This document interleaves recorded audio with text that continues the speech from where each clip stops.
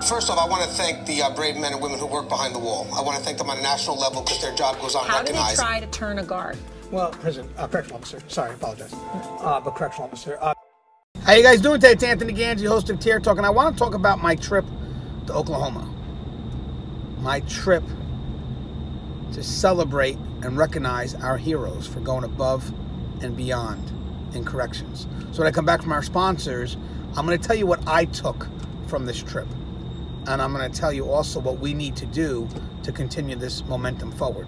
So guys, if you haven't, Tier Talks for you, you brave men and women that work in corrections, so please subscribe, interact, engage, comment, hit that bell.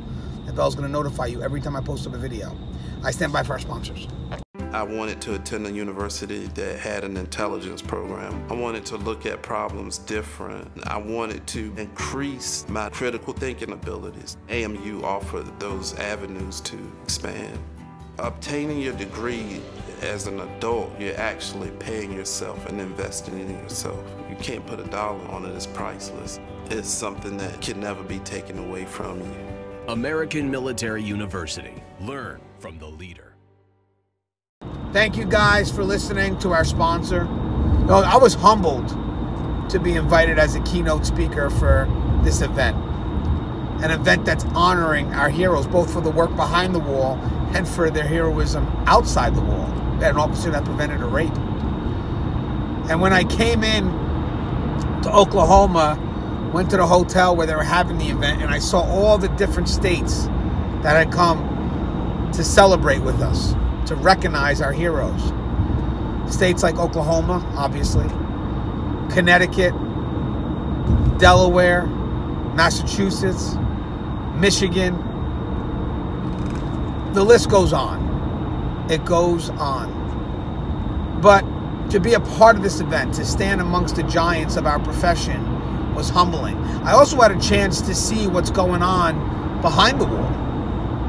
What are we doing to make corrections safe on a national level?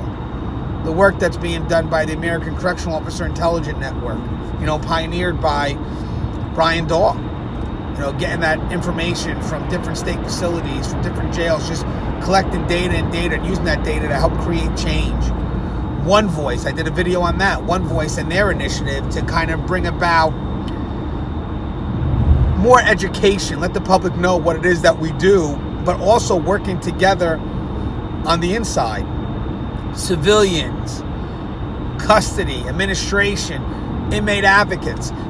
They're trying to push together a change that's needed, a change that's based on what we feel is needed. That's why it's very important that we take that survey. The survey that's in my description of that video I did on the One Voice initiative, that survey, those questions are not just simple questions to answer. Those questions literally are controversial questions that require our input. And we need to answer those questions. So when you guys can, go to that description, click that survey, and take your time. It takes about a half an hour. And I'm going to discuss those questions on a future episode. It's going to be a panel discussion. But again, just seeing people maneuver, people making changes.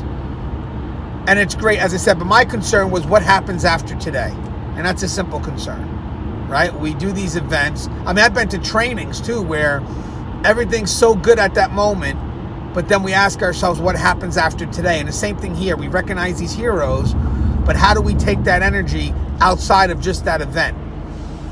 Because we have to start getting people at these events. It's not the people that want to come, because they're going to be there. It's the people that don't want to come to these events.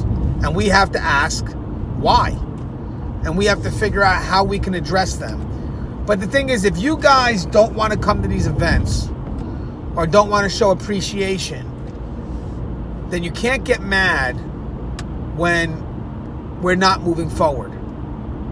We have to recognize ourselves and support each other.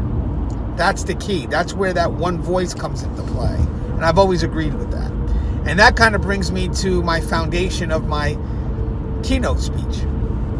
I was going to write a speech, and my wife's sitting there like, why are you going to write it? Just say it off the top of your head. See what's going on at that event and take what you can and go ahead and use that as your speech. was like, all right, I do this all the time. I'm talking right now. I could talk forever. So as I'm looking at what's going on at this event, as I mentioned, the stuff they're doing behind the scenes, the One Voice, the A-Coin, just honoring our heroes, that was a big foundation of my speech. But then I listened to Brian Dawes' speech. Now, again, he's one of the top people for A-Coin, the American Correctional Officer Intelligence Network, and his main speech was focused on perception, how the public perceives us and how they got it all wrong, and then also about unity, how we need to be united. And I took a part of that. He had a great speech on that one side of perception, the outside looking in. So I said, you know what? When he mentioned unity, then the other part of perception is how we see ourselves, and that has to come first. We have to educate the public, but we have to be correct with ourselves before we can educate the public on anything that we do. We have to appreciate what we do ourselves. So my focus on my keynote speech was how we perceive ourselves, how we have to work together, one thing, and second thing is how we have to recognize each other for the work that we do. And when the public asks us what we do, we should stand tall and be proud. We're part of a profession that many people can't do. And you definitely see it at that event, because these heroic acts, as they're reading them off, most people would run away from. But not these heroes. They ran to it. So we need to make sure that we recognize our profession by standing on those giants, the giants that go above and beyond, because they're putting a good definition of what we do. And it really was humbling. I mean, we had the family of Lieutenant Floyd there, and he was being recognized, a fallen hero.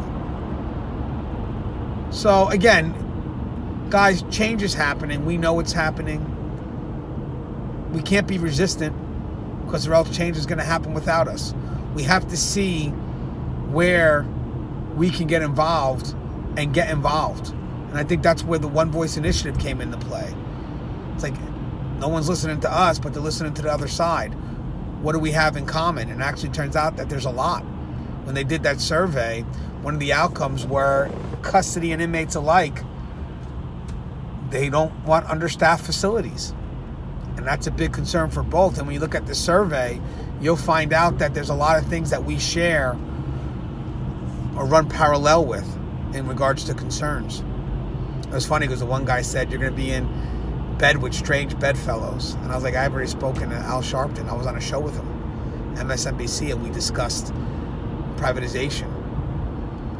So I don't think our roads are that far apart. And if we want to create change, two things are going to happen. We're going to have to start seeing things more objectively, not so myopic, but we're also going to have to get involved. And that's the key. So we got to kind of take ourselves out of our own little box and get involved and see what's the best approach that we could take to make things safer. Because, again, I'm proud of this profession. It's a career for me. I still have 9 years left. I want to make it through my 9 years. And we got people entering the field now that I want to see them make it through. So we could be pioneers of change right now, but all we have to do is just get involved. And I'm giving you everything you need to do. It's, again, check out that description. I put it on the show, One Call Initiative. Look, check out that description. Check out these networks.